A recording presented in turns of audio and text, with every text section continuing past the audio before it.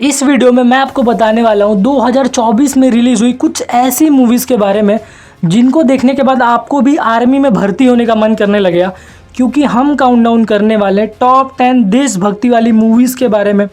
इन movies को देखने के बाद आपको भारत की आर्मी, पुलिस और यहाँ तक कि कुछ पॉलिटिशियन से भी प्यार हो जाएगा। तो और ज़्यादा टाइम पास ना करते हुए बस यही बोलूँगा कि इस 15 अगस्त पे इनमें से कोई ना कोई मूवी देख ही लेना और कमेंट में हैप्पी इंडिपेंडेंस डे कमेंट कर देना। हमारी लिस्ट में 10वें नंबर की मूवी है ए वतन मेरे वतन। अगर आपको भी ऐसा लगता है कि देश को आज़ाद कराने में सिर्फ गांधी, नेहरू और कुछ ऐसे ही पॉपुलर लोगों का हाथ था, तो आपको ये मूवी देखनी चाहिए जो आपको एक अलग ही पर्सपेक्टिव देगी। कहानी 1942 के भारत छोड़ो आंदोलन की है, जब अंग्रेजों ने गांधी और नेहरू के साथ साथ और भी कई कांग्रेस के नेताओं को जेल में डाल दिया था और कांग्रेस पार्टी पे भी बैन लगा दिया था। उसके बाद कैसे एक लड़की और उसका साथी मिलकर एक रेडियो स्टेशन खोलते हैं जिससे वो भारत के लोगों तक सारी खबर फैलाते हैं और लोगों को आज़ादी की लड़ाई लड़ने के लिए इनकरेज करते हैं।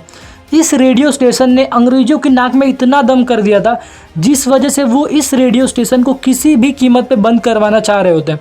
लेकिन ट्विस्ट ये है कि ये रेडियो चल कहाँ से रहा है और चला कौन रहा है ये किसी को नहीं पता होता है। अगर आप भी ट्रू इंसिडेंट से इंस्पायर्ड होकर बनाई हुई मूवी देखना चाहते हो तो आपको ये मूवी देखनी चाहिए, जो कि 2 घंटे 13 मिनट लंबी है और ये मूवी आपको प्राइम वीडियोस पे देखने को मिल जाएगी। IMDb ने इस मूवी को रेटिंग दी है 4.7 की आउट ऑफ 10। नंबर 9 पे है बड़े मियाँ छोटे मियाँ। ये एक एक्शन थ्रिलर मूवी है। कहानी बहुत ही सिंपल है।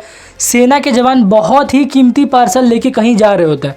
ये पार्सल इतना कीमती है कि अगर किसी गलत आदमी के हाथों लग गया तो वर्ल्ड वॉर शुरू हो जाएगा। दरअसल भारत के साइंटिस्ट ने एक ऐसा कवच बनाया है जो वॉर के टाइम इंडिया को ढक लेगा और दुश्मन के मिसाइल को ख़त्म कर देगा। और होता ये है कि एक मास्क पहने हुए आदमी आता है और जवानों पे हमला करता है और उनको मार के ये पार्सल लेके चला जाता है और वो एकदम साइकोपैथ होता है। अब वो इंडिया के खिलाफ ही इसको यूज़ करने वाला होता है। तो बस अब इस साइकोपैथ से निपटने के लिए इंडिया के 2 जवान को ये जिम्मेदारी सौंपी जाती है, जिसमें से एक है अक्षय कुमार और दूसरे हैं टाइगर श्रॉफ। तो क्या ये दोनों उस पार्सल को बचा के लेके आ पाएंगे या नहीं, ये जानने के लिए आपको 2 घंटे 44 मिनट लंबी ये मूवी नेटफ्लिक्स पे देखनी होगी। और IMDb ने इस मूवी को रेटिंग दिया 4.1 की आउट ऑफ 10। नंबर 8 पे है ऑपरेशन वैलेंटाइन। इस मूवी के नाम से ही इस मूवी की स्टोरी कंफर्म हो जाती है। आपको पता ही होगा कि 14 फरवरी 2019 को भारत में पुलवामा अटैक हुआ था और इस अटैक के बाद इंडिया ने एयर स्ट्राइक किया था पाकिस्तान पे। बस यही कहानी आपको इस मूवी में देखने को मिलती है, जिसमें थोड़े ट्विस्ट और टर्न्स ऐड किए हैं। मूवी के लीड में है रुद्रा, जो कि एयरफोर्स में विंग कमांडर है। वो एक ट्रेंड पायलट है और नए नए प्लेन की टेस्टिंग भी करता है और ऐसे एक प्लेन पे काम कर रहा होता है जो किसी रडार पे दिखाई नहीं देता। पुरानी किसी गड़बड़ की वजह से उसका प्लान उड़ाना तो कैंसिल हो गया होता है, लेकिन ग्राउंड ड्यूटी अभी भी बची हुई होती है। लेकिन इसके बाद शुरू होता है ऑपरेशन वैलेंटाइन, जिसको लीड करने का काम रुद्रा को ही दिया जाता है। तो ये मिशन कैसे किया जाता है, इसके पीछे की पूरी स्टोरी क्या है, ये जानने के लिए आपको 2 घंटे 10 मिनट लंबी ये मूवी प्राइम वीडियोस पे देखनी होगी, जिसको IMDb ने रेटिंग दिया 5.3 की आउट ऑफ 10। नंबर 7 पे है योद्धा। कहानी एक सोल्जर की है जो योद्धा नाम के एक स्पेशल टास्क फोर्स में होता है और ये टास्क फोर्स उसके पापा ने ही बनाया होता है।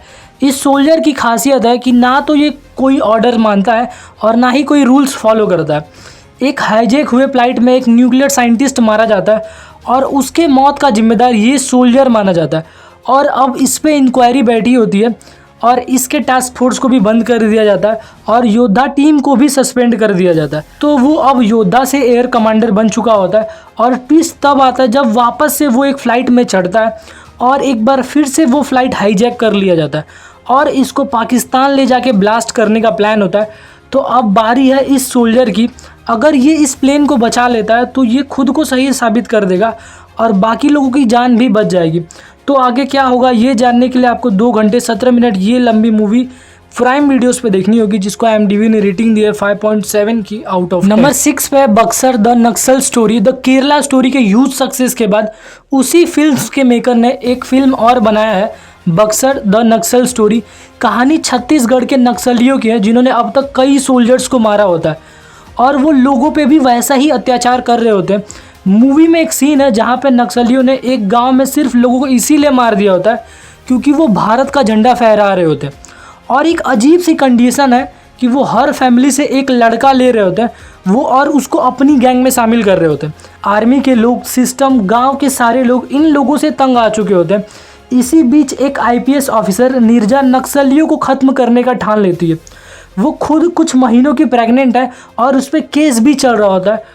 तो कैसे वो सबके खिलाफ जाके उनसे लड़ती है और इन सारे मर्डर, क्राइम और नक्सलियों के पीछे कौन जिम्मेदार है और क्या इसका कुछ सॉल्यूशन है, ये तो आपको 2 घंटे 4 मिनट वाली ये मूवी ख़त्म करने के बाद ही पता चलेगा, जो कि ZEE5 पे है और IMDb ने इसको रेटिंग दी है 6.4 की आउट ऑफ 10। नंबर 5, मैं अटल हूँ। अगर आप इस 15 अगस्त पे कोई अच्छी देशभक्ति वाली मूवी देख सकते हो तो वो है ये मूवी। इस मूवी के लीड में है पंकज त्रिपाठी, जो कि अटल बिहारी वाजपेयी का रोल प्ले कर रहे हैं। इस मूवी में आपको अटल जी की कॉलेज लाइफ, कैसे वो RSS में ज्वाइन हुए और कैसे उनका पॉलिटिकल करियर स्टार्ट हुआ, ये सब देखने को मिलता है। उन्होंने एज अ प्राइम मिनिस्टर बहुत सारे काम किए थे, जैसे पोखरण में एटम बॉम्ब टेस्टिंग, कारगिल में पाकिस्तान को उनकी औकात याद दिलाने से लेके लाहौर बस जर्नी जैसे काम किए थे और ये सब कुछ इस मूवी में कवर किया गया। मूवी ज़्यादातर पॉलिटिक्स पे ना बेस्ड होकर अटल जी के लाइफ पे बेस्ड है। अगर आप उन चुनिंदा लोगों में से हो जिनको पॉलिटिकल मूवी नहीं पसंद आती तो भी आपको ये मूवी देखनी चाहिए। ये मूवी आपको ज़रूर ही पसंद आएगी। 2 घंटे 17 मिनट लंबी ये मूवी आपको ZEE5 पे देखने को मिल जाएगी और इस मूवी को IMDb ने रेटिंग दी है 7 की आउट ऑफ 10। नंबर 4, एक्सीडेंट और कॉन्स्पिरेसी गोधरा। भारत में कुछ ऐसे हादसे हुए हैं जिनको सोच कर भी रूह कांप जाती है। उन्हीं हादसों में से एक हादसा है गुजरात का गोधरा कांड, जहां पे अयोध्या से चलकर आ रही एक ट्रेन साबरमती एक्सप्रेस में कुछ दूसरे धर्म के लोगों ने ट्रेन की एक बोगी में आग लगा दिया था और इस हादसे में 59 लोग जिंदा जलकर मर गए थे। लेकिन कुछ का मानना था कि ये एक एक्सीडेंट है और कुछ का मानना था कि ये कॉन्स्पिरेसी है, क्योंकि जिस टाइम ये हादसा हुआ था उस टाइम रेलवे स्टेशन पे ना तो कोई RPF के जवान थे और ना ही कोई फायर ब्रिगेड का व्यवस्था था। ये मूवी इसी हादसे पे बनाई गई है और ये मूवी आपको 3 पर्सपेक्टिव से दिखाई गई है। पहला है जहाँ पे ये हादसा फ्लैशबैक में दिखाया जा रहा होता है। दूसरा है कोर्टरूम, जहाँ पे इस हादसे के बाद कोर्ट में केस चल रहा होता है। और तीसरा एक स्टूडेंट जो अपने किसी प्रोजेक्ट के लिए इस हादसे पे रिसर्च कर रहा होता है। तो अगर आपको भी जानना है कि ये एक्सीडेंट था या फिर कोई साजिश, तो 2 घंटे 13 मिनट लंबी ये मूवी थिएटर में जाके देखनी होगी। इस मूवी को IMDb ने रेटिंग दिया 8.2 की आउट ऑफ 10। हमारे लिस्ट में 3rd नंबर पे है सैम बहादुर। ये एक बायोग्राफिकल ड्रामा मूवी है। क्या पता आप में से कितनों को इस सोल्जर के बारे में पता होगा। भारत का एक ऐसा सोल्जर था जिसने 1972 के लड़ाई में भारत को जीत दिलाई थी। वो एक ऐसा आदमी था जो प्राइम मिनिस्टर तक को भी उल्टा जवाब दे देता था और उसमें इतनी पावर थी कि वो सरकार का तख्ता पलट भी करवा सकता था। यहाँ तक कि उसको जिन्ना ने पाकिस्तान की आर्मी ज्वाइन करने के लिए भी रिक्वेस्ट किया था। उसका जो नॉलेज था आर्मी और वॉर का वो एकदम कमाल का था और जो उसके ट्रेन किए हुए ऑफिसर्स थे वो किसी भी लड़ाई को जीत के आने की काबिलियत रखते थे। तो वो था द वन एंड ओनली देश के पहले फील्ड मार्शल सैम मानेकशॉ। और ये मूवी उन्हीं के लाइफ पे बनाई गई है जिसमें विक्की कौशल है, उन्होंने लीड रोल प्ले किया है। और उनकी लाइफ के बारे में ज़्यादा जानने के लिए आपको ये मूवी ZEE5 पे देखनी होगी, जो कि 2 घंटे 28 मिनट लंबी है।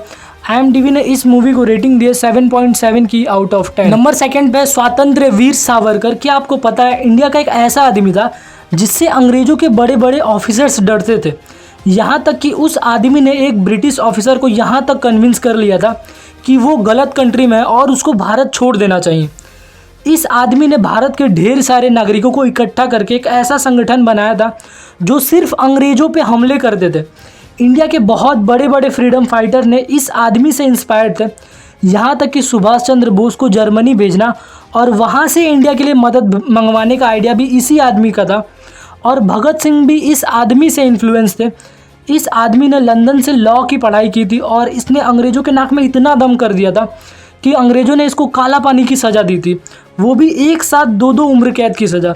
और जिस चीज़ के लिए ये आदमी सबसे ज़्यादा कंट्रोवर्सी में रहा है वो है इसके थॉट अगेंस्ट गांधी जी। ये गांधी जी के एकदम खिलाफ था। हम बात कर रहे हैं the one and only Vinayak Damodar Savarkar के बारे में। ये मूवी इन्हीं की बायोग्राफी है। तो कैसे थे वो और उन्होंने क्या क्या किया था ये जानने के लिए आपको 2 घंटे 58 मिनट लंबी ये मूवी देखनी होगी, जो कि ZEE5 पे अवेलेबल है। और इस मूवी को IMDb ने रेटिंग दी है 7.7 की आउट ऑफ 10। हमारी लिस्ट में 1st नंबर की मूवी है आर्टिकल 370। ये एक political drama suspense thriller movie है।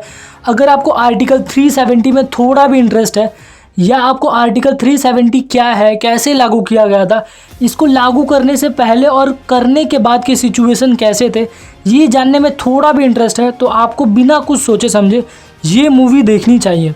कहानी यामी गौतम मतलब आईबी ऑफिसर जूनी हक्सर की है, जिसने एक इनकाउंटर में एक टेररिस्ट कमांडर को मार दिया होता है, जिसके बाद वहाँ पे पत्थरबाजी चालू हो जाती है। इसके बाद उसको दिल्ली ट्रांसफ़र कर दिया जाता है और अब वो किसी भी कीमत पे जम्मू कश्मीर में हो रहे इन क्राइम्स को रोकना चाहती है। इधर प्राइम मिनिस्टर की पीएमओ आर्टिकल 370 को हटाने के लिए दिन रात मेहनत कर रही होती है।